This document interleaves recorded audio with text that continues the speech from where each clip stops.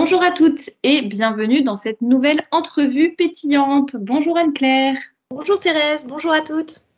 Alors, on se retrouve aujourd'hui pour la je ne sais pas combienième entrevue pétillante. Ça fait beaucoup ça fait longtemps qu'on a commencé cette série, donc moi j'ai un petit peu perdu le fil. C'est peut-être la 7e ou la 6e.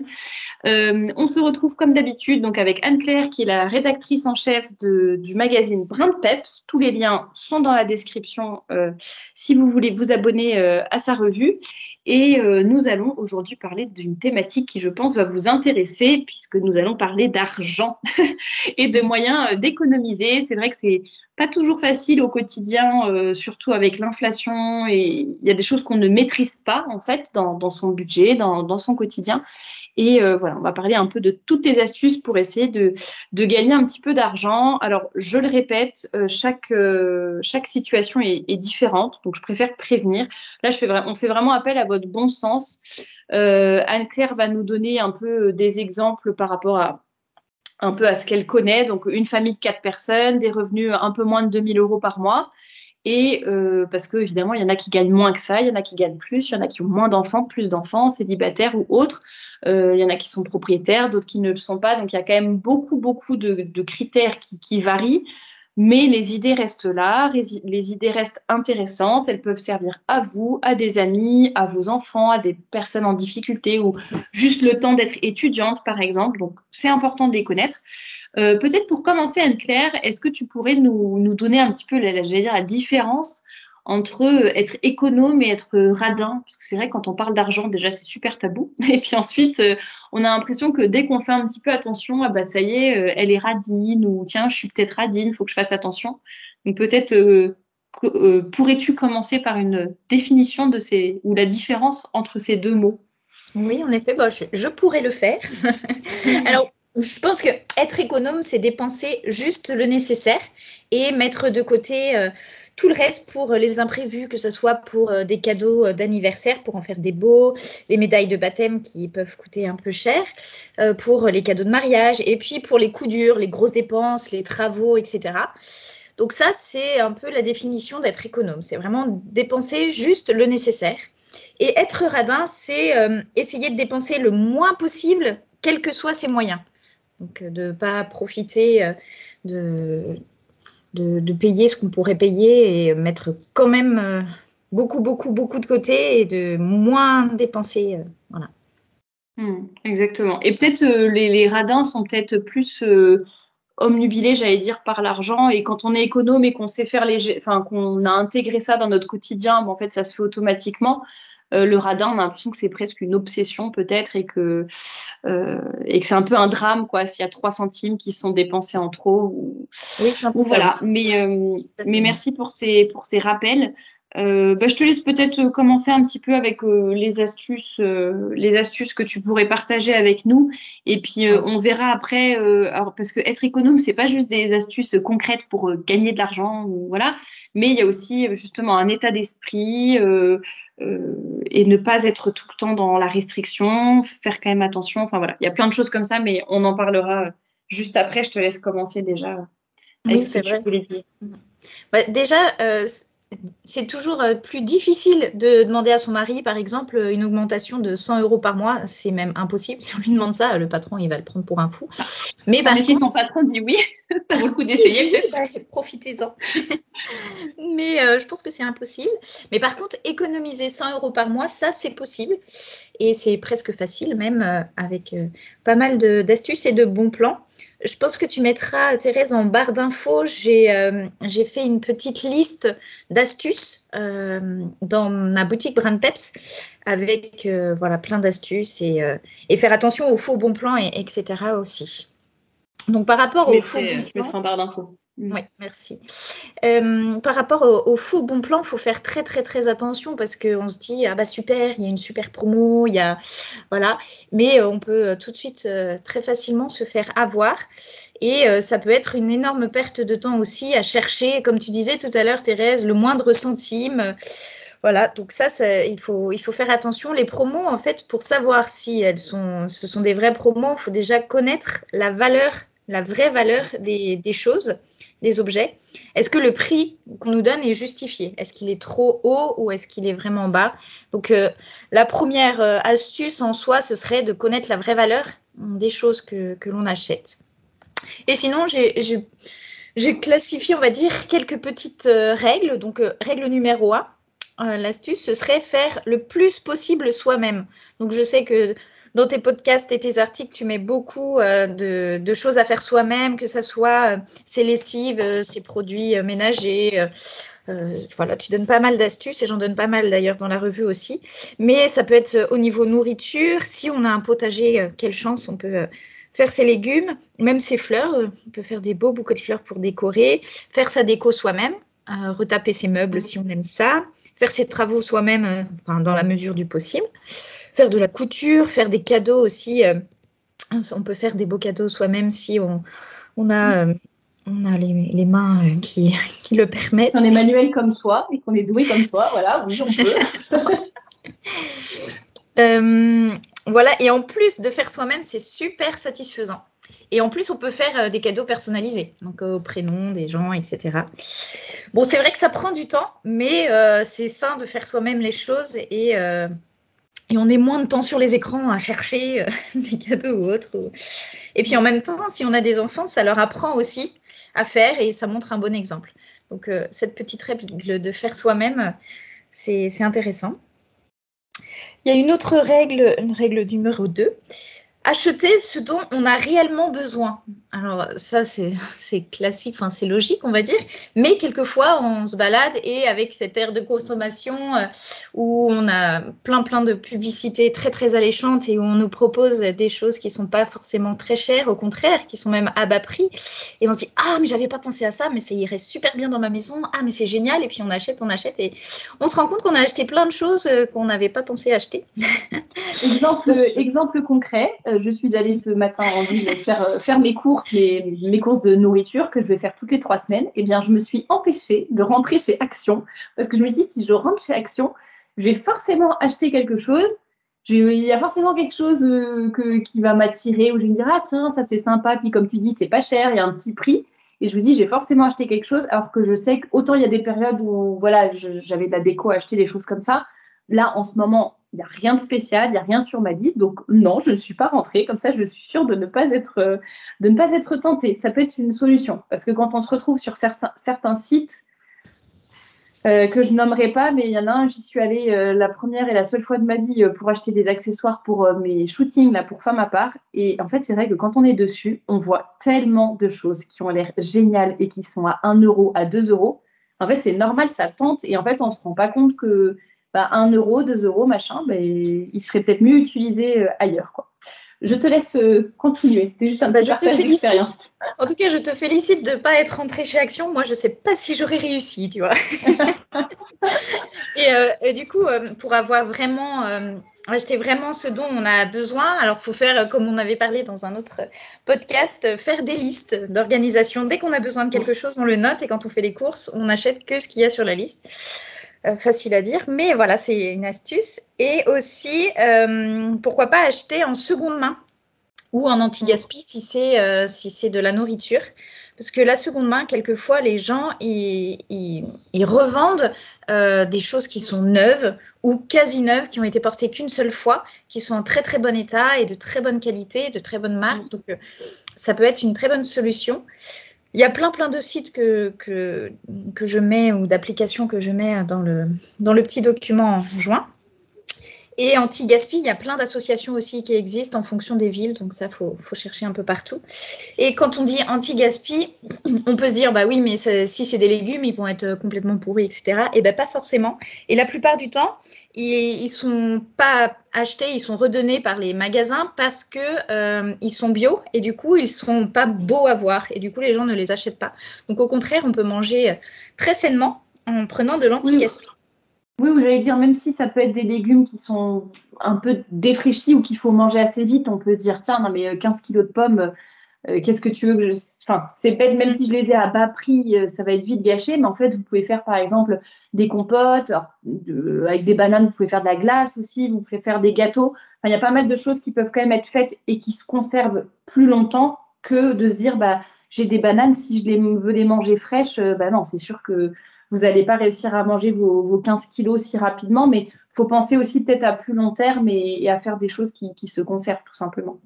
Tout à fait. Et puis, c'est un état d'esprit aussi où de se dire, on a un panier qui arrive, on ne sait pas ce qu'il va y avoir dedans et c'est comme une petite surprise. Et puis, on va pouvoir découvrir de nouvelles recettes avec. Puis, si on a un congélateur, on peut les cuisiner tout de suite et puis après congeler. Donc, ça peut être pas mal aussi. Règle numéro 3, prendre de la qualité. Alors ça, c'est très, très important pour que ça dure dans le temps, qu'on n'ait pas besoin de racheter tout le temps. Alors, il n'y a pas forcément, c'est pas nécessaire forcément d'avoir de la marque, sauf si c'est une marque où on sait vraiment que c'est de la qualité, mais il y a certains vêtements qui n'ont pas forcément de marque précise, mais qui sont de très grande qualité. Donc, c'est la qualité qui est la plus importante. Prendre de la qualité, par exemple, les robes femmes à part, ça vous pouvez. Les yeux fermés, j'ai testé et elles sont parfaites. Règle numéro 4, on peut aussi vendre ce que l'on n'utilise pas. Que ça soit dans les vêtements, mais ça peut être aussi tout le matériel, la déco ou autre qu'on n'utilise pas ou qu'on ne veut plus utiliser. Et ça permet aussi de mettre de côté pour acheter ce dont on a besoin. Je précise, voilà. Je ne sais pas si tu allais en parler ou pas, mais à propos de ça, je précise justement, parfois il existe un peu un cercle vicieux, donc je vous invite à y faire attention. C'est vrai que parfois on se dit non, mais c'est bon, je revends ce que je n'utilise pas, donc c'est bon, je peux racheter quelque chose. En fait, si vous en avez besoin, oui. Après, si c'est pour être dans l'état d'esprit de la surconsommation où j'achète tout le temps plein d'habits pas chers que je porte seulement 3 mois, puis je les revends au bout de 3 mois, puis j'en rachète des nouveaux, puis mais je culpabilise pas parce que c'est bon, je revends, je rachète, au niveau de l'argent, ça va, c'est à peu près, je gère à peu près. Et en fait, je trouve que c'est quand même un mauvais état d'esprit. Et puis, c'est rentré aussi dans le jeu de ce qu'on appelle la fast fashion. Et c'est un peu se donner des excuses pour acheter, alors que je trouve que voilà, on achète ce dont on a besoin. Tant mieux si on réussit à vendre des choses pour économiser par-ci, par-là. Mais faut pas, selon moi, en tout cas, ça ne devrait pas être cette espèce de cercle continu de toujours je revends, mais juste pour pouvoir me permettre de racheter plein de choses derrière que je revendrai dans 3 mois, quoi. Voilà, c'est juste un petit avertissement. Tout à fait. Et puis aussi, il faut accepter en fait cet état d'esprit de vivre modestement, en fait. Accepter de travailler, donc faire soi-même les choses, accepter de faire des sacrifices aussi. De vivre un petit peu en dehors de cet esprit de consommation qui pousse à acheter. Et s'interdire aussi trop d'excès. Je parle vraiment d'excès. On peut se permettre bien sûr un restaurant, on peut se permettre des sorties, on peut se permettre… voilà, si on a mis de côté, c'est aussi pour ça. On ne va pas rester enfermé, reclus et tomber en dépression parce qu'on met tout de côté, quoi. Non, il faut… Mais c'est les excès qu'il faut éviter, pas faire des restos toutes les semaines, tout ça, quoi. C'est très bien expliqué ça sur la chaîne, je ne sais plus son prénom, le nom de sa chaîne c'est Mûre et Noisette et la fille l'explique très bien justement parce qu'elle vraiment s'est consacrée au budget, etc. Et ça, elle le répète tout le temps. Elle dit, mais en fait, le but, c'est pas de ne jamais se faire plaisir, quand vous regardez votre budget, que vous regardez ce que vous pouvez enlever éventuellement, le but, c'est pas de se dire, je fais jamais de restaurant, je vais jamais aller dans un parc d'attractions ou dépenser de l'argent pour un loisir. Elle dit, non, c'est pas ça. Enfin, c'est un équilibre de vie. Si c'est juste économiser à tout prix et avoir une vie pas très drôle et qui nous épanouit pas, on est toujours tendu. Elle dit, ça sert à rien non plus. Enfin, faut aussi profiter de son argent, mais après, chacun le fait. Il y en a qui préfèrent, par exemple, ne pas avoir de loisirs de toute l'année, ne jamais aller au resto, mais se faire un super voyage aux Seychelles pendant 2 semaines, l'été, je sais pas, en hiver, voilà. Et il y en a, au contraire, qui préfèrent tous les mois se faire un petit resto, mais pas de grand voyage. Enfin, voilà, ça dépend de chacun, mais elle, si ça vous intéresse, je vous mettrai le lien de sa chaîne parce que elle explique très bien, justement, cet équilibre, comme tu l'as dit, toi, voilà, c'est un équilibre à trouver en fait en fonction de chacun. Tout à fait, oui. Et cet état d'esprit, c'est un état d'esprit qui est un peu différent aussi parce que on est beaucoup plus reconnaissant quand on reçoit un cadeau, par exemple. On estime plus la valeur des choses et on apprécie mieux les choses. Je sais que j'ai déjà reçu des cadeaux, mais je ne sais pas comment dire, mais la valeur était tellement énorme à mes yeux, j'aurais jamais pu me le payer et c'était vraiment impressionnant pour moi, quoi. Donc c'est vrai qu'on apprécie vraiment les choses différemment et on savoure davantage. tout a plus de valeur. Et on se contente de peu, on est content de peu aussi. Donc cet état d'esprit aussi est très intéressant. On est content. Voilà.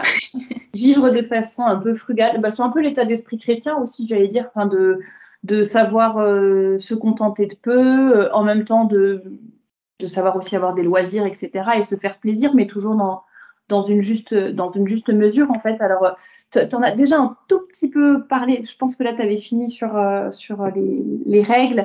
Tu en as un petit peu parlé tout à l'heure quand tu parlais des faux bons plans. Donc, typiquement, croire que c'est une promotion alors qu'en fait, c'est une entourloupe parce qu'on n'a pas bien regardé l'étiquette. Est-ce que tu aurais peut-être d'autres mises en garde à nous faire par rapport à ce sujet des économies? Oui, tout à fait, oui.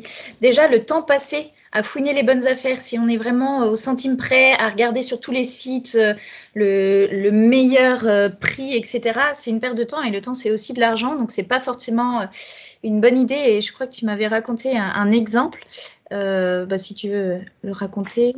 Pour l'avion? Oui, voilà, c'est ça. Ouais, voilà. Ouais.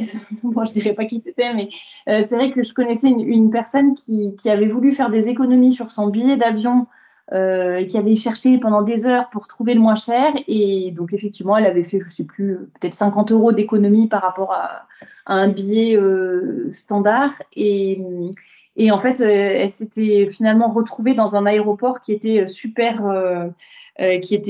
loin, qui n'était pas l'aéroport en fait international connu de la ville. Et elle s'était retrouvée hyper loin. Donc déjà, elle avait failli louper sa correspondance en train ou je ne sais quoi.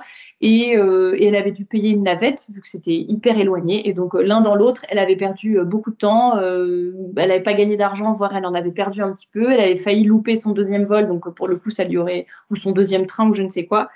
Donc ça, il faut faire attention.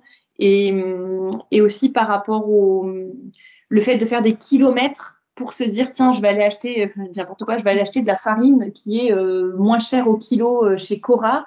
Mais pour aller chez Cora, en fait, faut faire beaucoup plus de kilomètres, en fait. Et en fait, en termes d'essence, c'est pas du tout rentable, quoi. Donc, si on regroupe ces courses, c'est très bien. C'est ce que j'essaye de faire quand je vais en ville comme ce matin. Voilà, c'est un quart d'heure de route, mais quand j'y vais, je fais vraiment tous les magasins, enfin tout ce dont j'ai besoin en nourriture, en bricolage ou peu importe.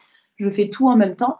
Mais c'est vrai que si c'est juste se déplacer à l'autre bout de la ville pour avoir quelque chose qui est 3 centimes moins cher au kilo, bon, est-ce qu'en termes d'argent, c'est ça qu'il faut se dire aussi, est-ce que l'argent que je vais gagner, ça vaut le coup bon, alors certes, ça va me faire gagner 5 €, mais je vais passer 3 heures dans la voiture, je vais m'énerver, je sais pas quoi. Voilà. Est-ce que ça vaut le coup? Je pense que c'est juste à chacun de voir aussi.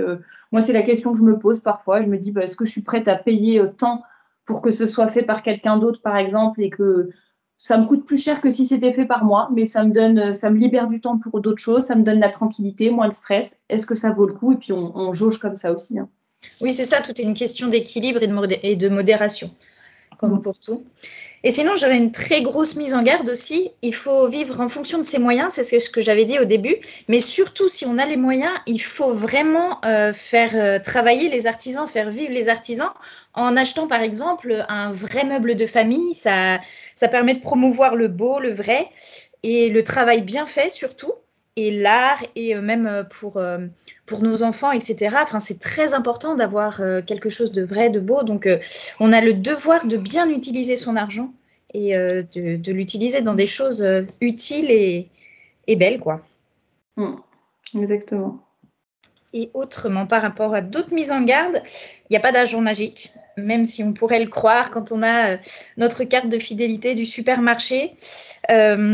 Et les cashbacks, etc. À chaque fois, il y a quelque chose derrière qui nous incite à acheter et ils se font de toute façon une ristourne. Donc, c'est pas gratuit, quoi. On n'a pas ça gratuitement.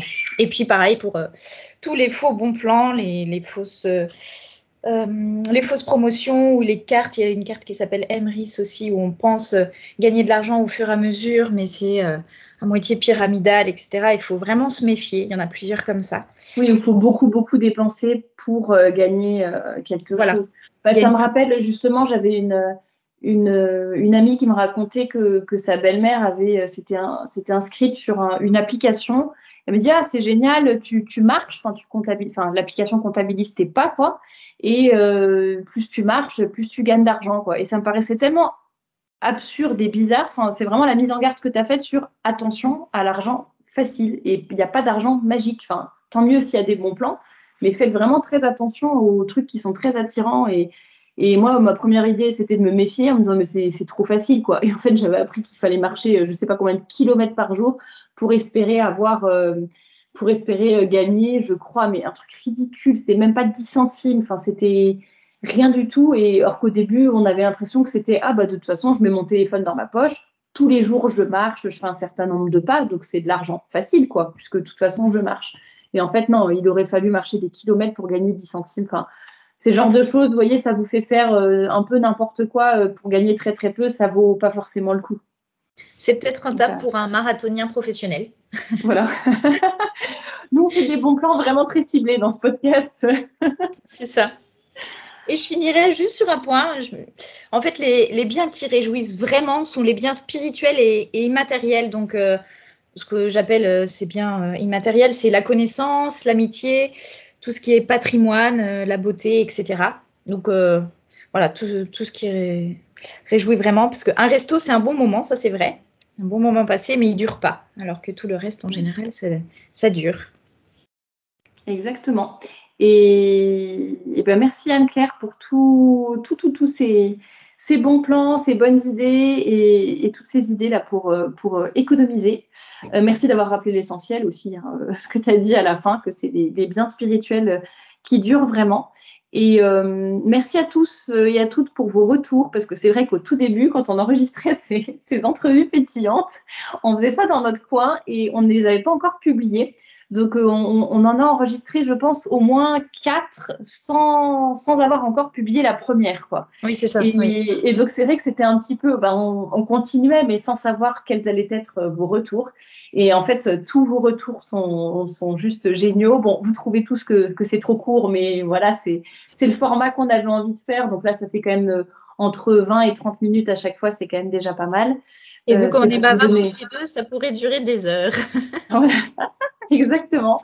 Donc, merci pour vos retours, vos recommandations, tout ce que vous nous dites pour les pistes d'amélioration, etc. Si vous avez des sujets à nous soumettre, n'hésitez pas à nous le dire en commentaire. On essaye un peu d'aborder, vous voyez, à la fois des choses très matérielles comme dans le podcast d'aujourd'hui, mais on a aussi parlé de la soumission dans le mariage, on a parlé de choses un peu plus profondes et sérieuses aussi. Mais il faut de tout. On est aussi ancré dans notre vie quotidienne. Donc, il faut bien aussi des astuces concrètes comme aujourd'hui. Donc, merci vraiment pour votre fidélité, pour vos encouragements. Merci Anne-Claire d'être toujours là pour faire la pétillante à mes côtés. Ça me fait très plaisir. Et puis, écoutez, nous vous disons à très bientôt pour une nouvelle entrevue pétillante. À bientôt, et je terminerai juste sur une petite citation par rapport au podcast. Une citation de Saint-Augustin qui dit « Le bonheur, c'est de continuer à désirer ce que l'on possède ». Sur ce, voilà. À très bientôt. À bientôt.